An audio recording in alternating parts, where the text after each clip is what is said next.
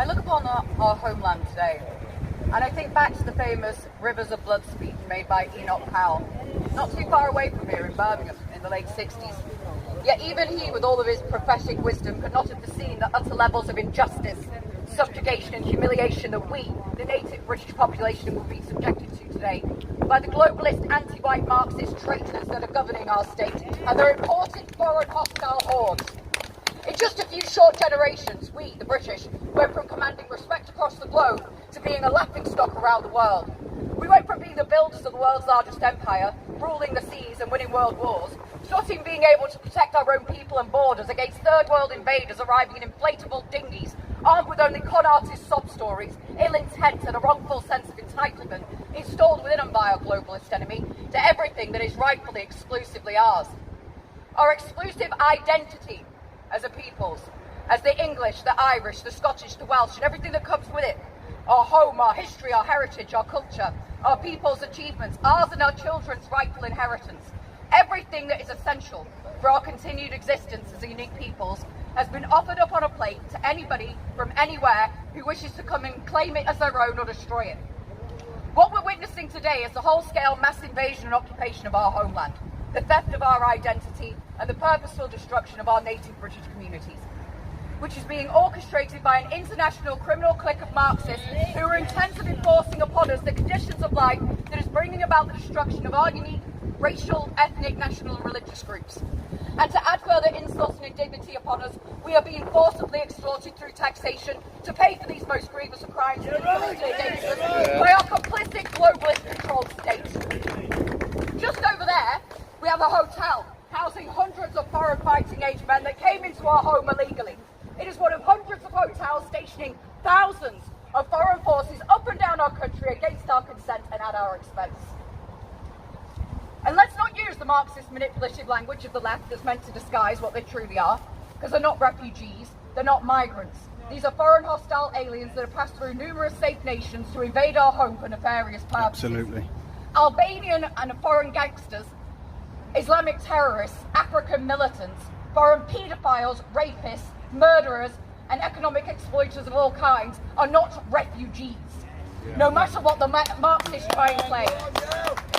When the Islamic State's caliphate began to crumble in Syria and Iraq, they promised to flood our nations with their fighters, and they have succeeded in doing just that.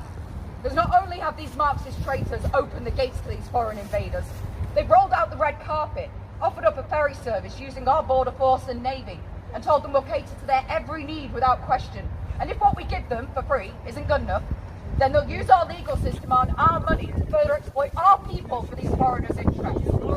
Just 2 weeks ago, I read a story about an ISIS member who came in here by a dinghy. He's actually a 42-year-old hardened Islamic State militant. He was living in juvenile accommodation for months amongst our community, being able to access the services that are supposed to be safe for your children.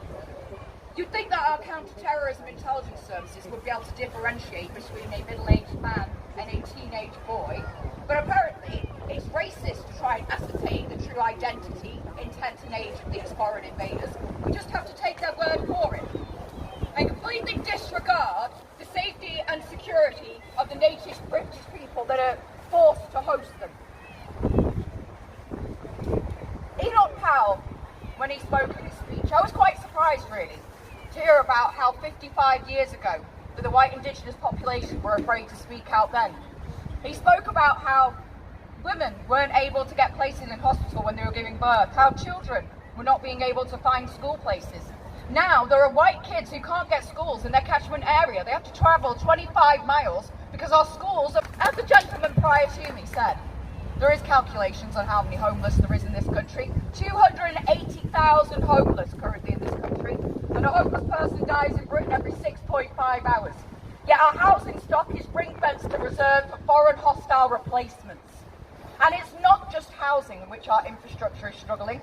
I mean, even our water systems haven't been updated. They've not built any new reservoirs. We're getting recycled, fluoridated and fluoridated sewage into our houses. We can't get dentist appointments, we can't get dental appointments, we can't get doctors. If you go to A&E, you can't see anybody. It's full of foreigners. And it's not just the financial cost and the cost to our infrastructure.